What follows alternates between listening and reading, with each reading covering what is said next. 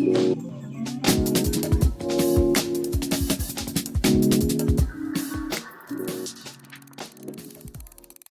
software developer named Keonne Rodriguez is currently sitting in a federal prison. He's set to serve 5 years. He wrote code for a Bitcoin privacy tool called Samourai Wallet. He didn't steal anyone's money. He didn't hack anything. He built software that helped people keep their Bitcoin transactions private. And now he's doing time for it. But what makes this case insane is that the government's own financial regulator told prosecutors that what he was doing wasn't illegal. They said it in writing, in an email, 6 months before they arrested him. But the prosecutors charged him anyway, and they hid that information from the defense for over a year. So in this episode, I want to break down what actually happened, why the feds went after this guy so hard, and what this case means for anyone who thinks that they have a right to financial privacy. But first, let me talk about TD Bank, because there's a comparison that I'm going to keep going back to, and I want you to keep them in mind throughout this episode. In October of 2024, TD Bank admitted to laundering hundreds of millions of dollars for drug cartels. Their employees took bribes to look the other way. Over $57,000 in gift cards were given to employees just to process the dirty money. The bank left $18 trillion in transactions completely unmonitored. Criminal networks moved over $670 million throughout their system. TD Bank was ordered to pay a fine of $3 billion. But guess how many executives went to prison for this? 0. Now let's talk about how Bitcoin works. A lot of people think Bitcoin is anonymous, and it's actually the opposite. Bitcoin is one of the most traceable forms of money ever created. Every Bitcoin transaction gets recorded on something called the blockchain. You can think of it like a giant public spreadsheet that anyone in the world can look at. Every transaction, every amount, every wallet address, all permanently recorded and visible to anyone. Now, your wallet address isn't your name. It's just a long string of random letters and numbers. Every transaction you've ever made with that wallet, they can see where the money came from, where it's been, how much, when. So your entire financial history is right there permanently for anyone to see.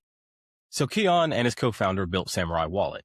And Samourai Wallet had a feature that allowed you to break that chain of traceable transactions. Let's say you and 9 other people have 1 Bitcoin, and all of you want more privacy. Whirlpool would coordinate a single transaction where all 10 of you put your Bitcoin in, and then all 10 of you pull your Bitcoin out. You still have 1 Bitcoin, but now it's not the same Bitcoin you started with. It got swapped around with everyone else's. So if someone traces your wallet, the trail goes cold at that swapping transaction. They can't tell which Bitcoin went where. Now, here's the important part. This is Keonne and his co-founder's whole argument. Nowhere in that transaction did Samourai ever take custody of that Bitcoin. The users held their own private keys the entire time. Private keys are basically the passwords that control your Bitcoin. If you have the keys, you control the coins. Samourai never controlled those keys. They just wrote the software to coordinate the transactions between parties. Keonne said this publicly back in 2021. He said users are entitled to use this type of tool. It's just a collaborative transaction. He said it only gets iffy if you're taking custody.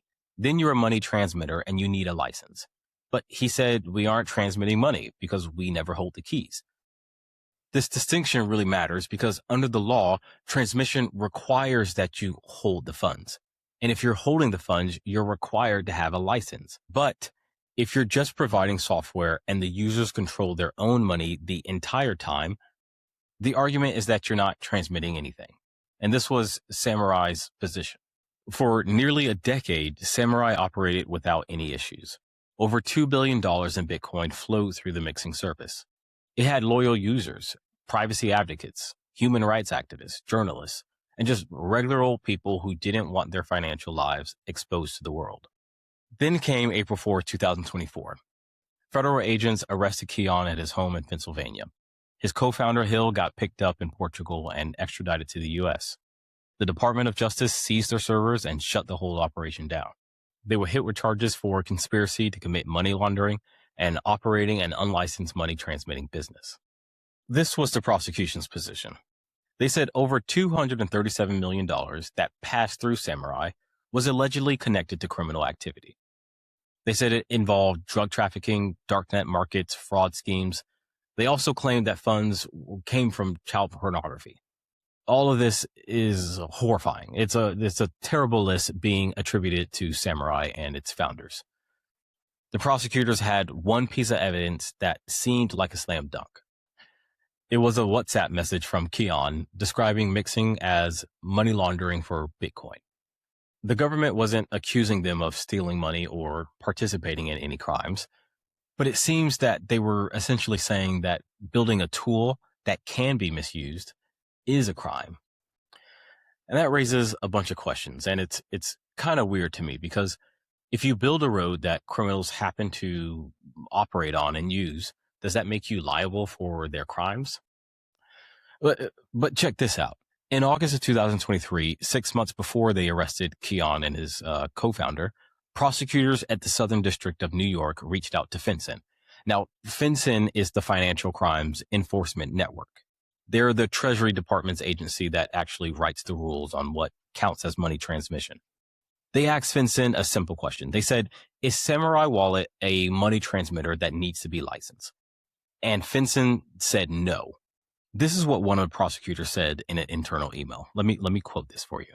They said, because Samourai does not take custody of cryptocurrency by possessing the private keys to any addresses where the cryptocurrency is stored, that would strongly suggest that Samourai is not acting as an MSB. MSB is short for money services businesses. The not in this email was in capital letters. So that's in the prosecutor's own words.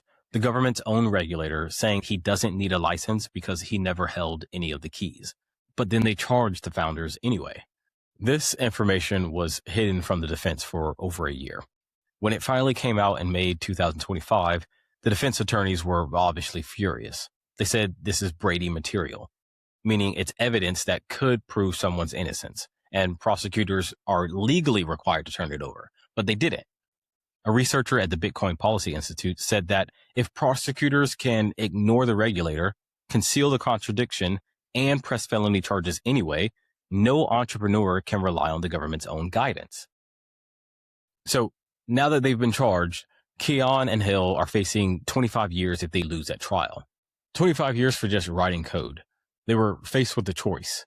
Either fight it and risk everything, or plead guilty to a lesser charge and cap their exposure at 5 years. In July of 2025, they both took the deal. And I get it. If you're facing 5 or 25 on a gamble, the decision tree looks a little different. The judge gave Keonne the max, 5 full years, and he gave his co-founder, Hill, 4 years. Hill's 67 years old. Let's go back to TD Bank. TD Bank admitted to conspiracy to commit money laundering. Their employees literally took bribes to help drug cartels move dirty money. They left $18 trillion in transactions completely unmonitored over nearly a decade. And criminal networks moved $670 million through their accounts. The prosecutor in that case said that TD Bank had made itself convenient for criminals. That's the exact same language that they used against Samourai Wallet. So what's the difference here? I see one got a fine and the other got a prison cell. This one case isn't just about one software developer. It's about what kind of financial system we're building. After Samourai was shut down, other privacy-focused Bitcoin companies panicked. Wasabi Wallet blocked all U.S. users. Phoenix Wallet pulled their app from the American app stores entirely. The message that was sent from the government was clear. If you build privacy tools in this country, you're a target. The Cato Institute warned that this prosecution could have a chilling effect on cryptocurrency defenders. I mean, think about who actually needs financial privacy. Dissidents living under authoritarian regimes, domestic abuse survivors trying to hide assets from abusive partners, journalists protecting sources, and just regular people who don't want corporations tracking every single purchase they make. When privacy gets criminalized, the vulnerable suffer the most. The actual criminals will always find another way. But there's still hope for Keonne and his co-founder. In December of 2025, a reporter asked President Trump if he would consider pardoning the two. Trump said he'd look into it and told Attorney General Pam Bondi to review the case. At the end of the day, this all comes down to one question. Who gets to decide how much privacy you're allowed to have with your own money? That's all I got for today. If you like this episode, give us a rating, drop us some stars, leave a review wherever you listen. If you're on YouTube, like and subscribe. Say something in the comments section. I'd love to hear feedback. Share this with someone you know in security or anyone that cares about privacy. This is where you can get all the cybercrime trends, stories, and security news. Thanks for listening, and don't get got.